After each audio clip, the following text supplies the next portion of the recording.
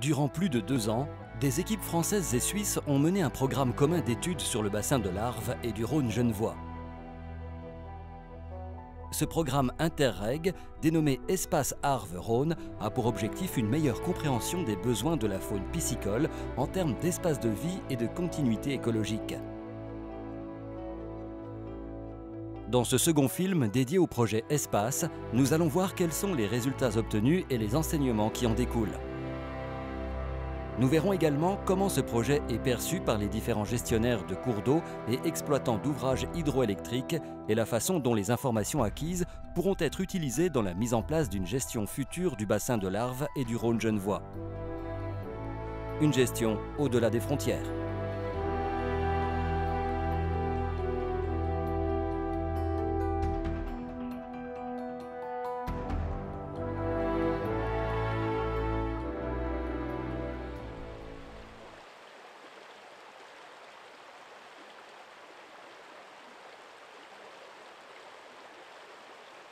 Nous sommes fin 2014.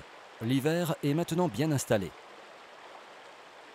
Pour les équipes chargées de recueillir des données sur le chabot, la 5e espèce de poisson étudiée dans le cadre du projet Espace, c'est le moment de l'année à ne pas rater.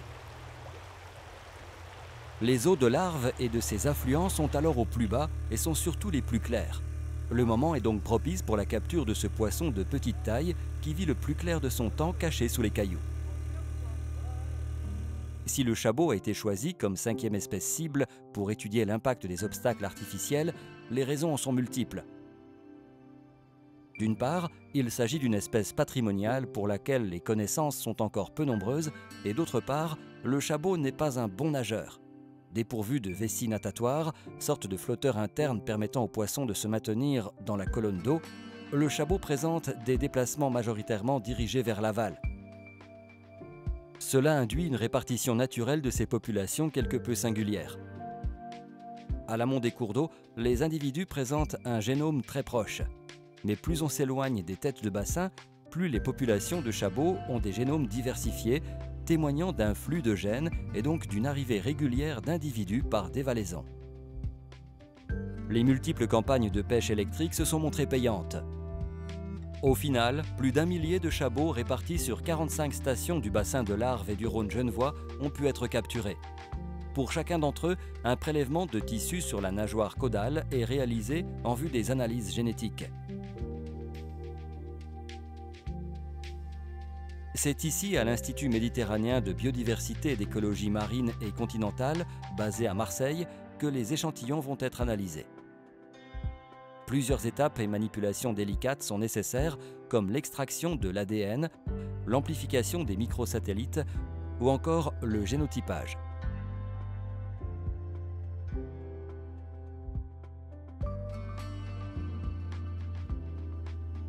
Ces techniques de pointe permettront au final de savoir qui partage ces gènes avec qui. Les résultats des analyses génétiques obtenues à partir des 23 marqueurs microsatellites sur 1340 chabots sont ensuite interprétés par l'équipe de généticiens de l'Institut. Deux grandes lignes se dégagent.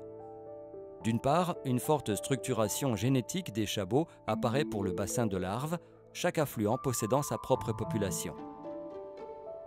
Au total, 10 groupes génétiquement distincts, représentés ici par des couleurs différentes, ont été identifiés dans les affluents de l'Arve prospectés. Cette différenciation forte traduit la présence de barrières au flux de gènes entre populations. Cela s'observe notamment sur le Gifre, où l'amont du cours d'eau semble être fortement isolé de l'aval, la rupture se situant au niveau d'un secteur des gorges entre l'amont du barrage de Mieuxy et l'aval de la confluence avec le Ris.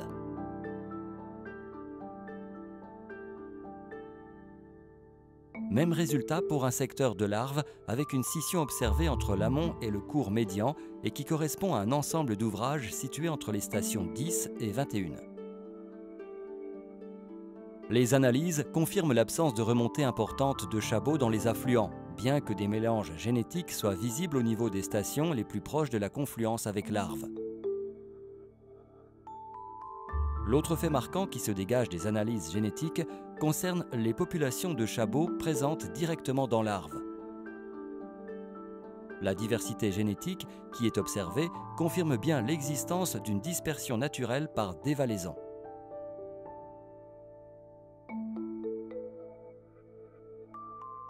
Enfin, un résultat quelque peu surprenant apparaît pour la station 50, située sur le foron de Fillinges.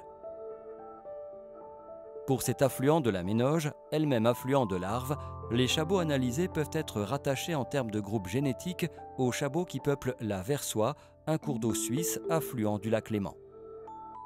Cette assignation surprenante pourrait être liée à une éventuelle translocation, hypothèse qui reste quelque peu étrange pour un poisson sans valeur économique et halieutique. En résumé, les informations tirées des analyses génétiques traduisent une situation somme toute assez classique pour cette espèce. Il semblerait que l'impact des ouvrages sur la structuration des populations de chabots soit donc relativement faible face à l'influence de la biogéographie.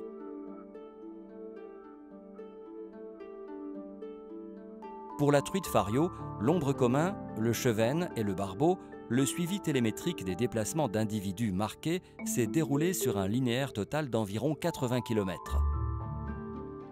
Sur ce linéaire, 8 stations, que l'on voit ici représentées par des étoiles, sont réparties stratégiquement sur l'Arve et le Rhône genevois. Elles ont enregistré en continu les passages des poissons marqués et ont fourni un nombre important d'informations, comme nous l'explique Céline Chasseriot. Et pendant le laps de temps donc de mai 2013 à février 2015, on a marqué 218 poissons. D'accord. Donc c'est assez considérable pour une étude de radiotélémétrie. Et on suivait donc 3 espèces, la truite, le barbeau et le chevesne, qui étaient à peu près répartis aux 3 tiers pour chacune des espèces. Pour toutes les espèces, elles se répartissent entre sédentaires et migrants. Donc chez les truites, on a 44% de truites sédentaires, surtout sur la vallée de l'Arve, avec des domaines vitaux de l'ordre de 200 à 2 km. Et à l'inverse, on a 56% de truites migrantes. Et cette fois, comme on voit, tu vois, sur le linéaire, c'est des grands linéaires qui couvrent jusqu'à 40 km pendant la période de reproduction de la truite. Donc c'est assez considérable. Notons que l'une des truites suivies a effectué une remontée éclair puisqu'elle a parcouru une distance de 9 km en un peu moins de 11 heures. Les observations télémétriques indiquent également que la moitié des truites fario issues de larves remontent préférentiellement dans le borne au moment de la reproduction. Ce résultat souligne à nouveau le rôle prépondérant joué par un affluent de larves et place le borne comme l'un des cours d'eau clés dans le système hydrographique étudié. Pour les cyprinidés suivis, les domaines vitaux des individus sédentaires s'étendent sur quelques centaines de mètres, tandis que les migrants ont parcouru jusqu'à 22 km. Quant au ratio sédentaire-migrant, il peut être variable au sein d'une même espèce. Pour le barbeau, par exemple, le nombre d'individus migrants est nettement majoritaire sur le Rhône, alors que sur l'Arve, ce comportement est plus mitigé. L'analyse des déplacements des cyprinidés met également en évidence l'attrait exercé par certains affluents et leur rôle crucial dans le maintien de populations de poissons. L'exemple de la Ménoge est ainsi remarquable. En période de reproduction, son cours inférieur attire de très nombreux cyprinidés vivant habituellement dans la partie aval de l'Arve. Il est donc évident que la Ménoge correspond à un secteur clé pour les cyprinidés de cette zone. Pour l'ombre commun, le suivi des individus marqués par pit tagging vient renforcer ce constat. En effet, plusieurs géniteurs d'ombre commun vivant dans le cours inférieur de larves ont été repérés dans la Ménoge durant leur période de reproduction.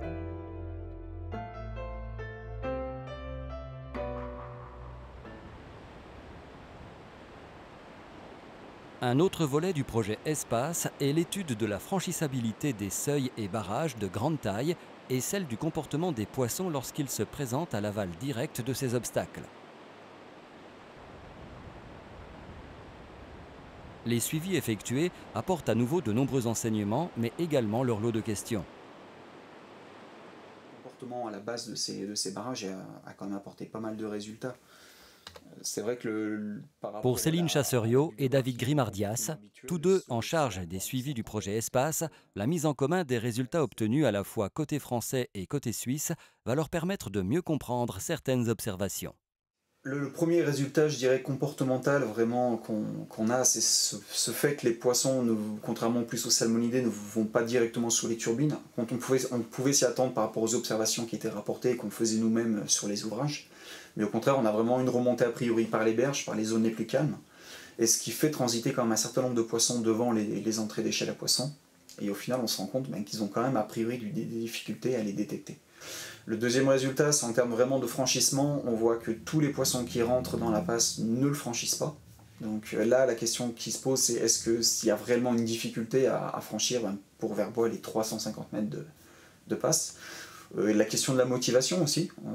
Les passes à poissons, au bout d'un certain temps, peuvent fournir un certain type d'habitat qui peut convenir à ces animaux. Donc on a des poissons qui clairement toute l'année restent dans la passe. Donc on a quand même des questions qui se posent là sur ces motivations. Et puis au final, on n'a que 16-18% des poissons qui arrivent à franchir ces barrages. Mais la question qui reste un peu en suspens là-dessus, c'est aussi quel va être l'impact sur les populations. Est-ce que finalement 18% de poissons qui passent en termes de gestion de population, est-ce que c'est suffisant pour entretenir génétiquement une population viable ?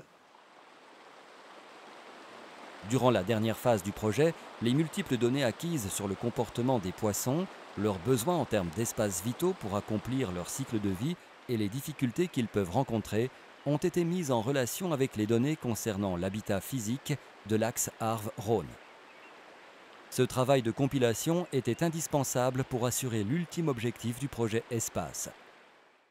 Nous avons développé dans le cadre du programme Interreg un outil mathématique qui est basé sur un modèle de bassin versant qui permet de simuler un cours d'eau avec ses affluents, son réseau hydrographique, de positionner sur ce réseau des infranchissables sur lequel on va avoir des projets de restauration afin de faire les meilleurs choix d'effacement d'obstacles.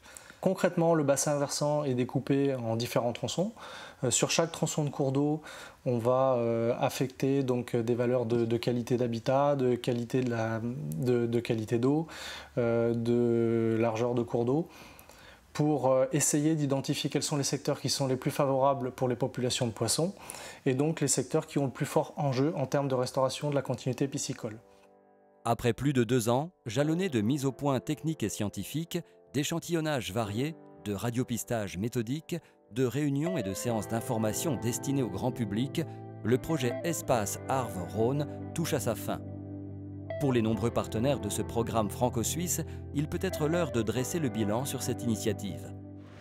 Alors, cette étude confirme la capacité maintenant dans ce bassin de vie à unir les partenaires et apporter des signatures extrêmement importantes et sérieuses qui font aussi que les résultats sont des résultats scientifiques et qu'ils ne sont pas contestables. Et sur le plan technique, nous allons incorporer les résultats, notamment en matière de franchissement des seuils, pour que nous puissions prioriser les travaux qui sont nécessaires sur certains seuils et peut-être moins prioritaires dans d'autres, et puis incorporer en termes techniques les données de manière à ce que nous sachions si les seuils que nous refaisons doivent être franchissables par l'ombre parce qu'il est présent ou pas encore présent.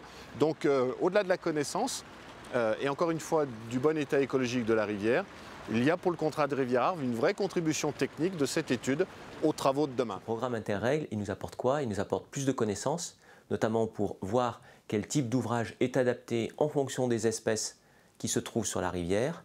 Donc ça, c'est le premier enjeu important. Et le deuxième, plus sur le bassin de l'Arve ou du Rhône, c'est à partir des connaissances qu'on peut avoir, c'est quels sont les cours d'eau ou tronçons de cours d'eau qui ont un intérêt particulier parce que ce sont des zones refuges importantes pour la reproduction des poissons, pour la remontée. Et donc ça permet d'engager des actions complémentaires sur ces tronçons ou sur ces affluents. Dans la gestion piscicole, personnellement, moi je pense qu'on n'a pas accordé assez d'importance au mouvement des poissons, aussi bien à la montaison qu'à la dévalaison. Ce programme Espace va nous permettre de combler des lacunes scientifiques qu'on avait jusqu'à maintenant. L'accent il est beaucoup mis sur le besoin de connaissances, mais il y a un autre aspect qui nous intéresse beaucoup aussi, c'est le retour d'expérience des méthodes utilisées, puisque les technologies évoluent.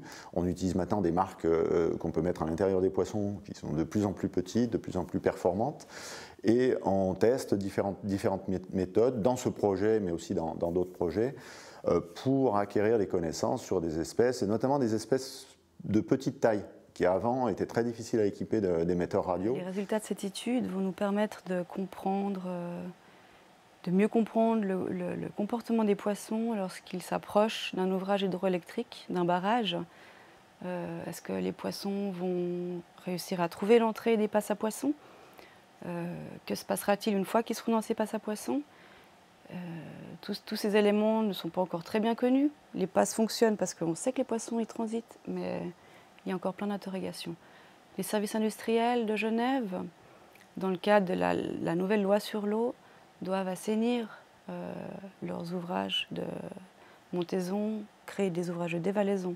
Et ces éléments-là vont nous permettre de mieux cibler les études et d'améliorer toute cette migration piscicole sur le Rhône et l'Arve. Cette démarche de recherche, pour une meilleure compréhension de comment les poissons se comportent sur nos aménagements, elle est extrêmement importante pour mieux cibler les aménagements futurs, peut-être faire évoluer ceux existants.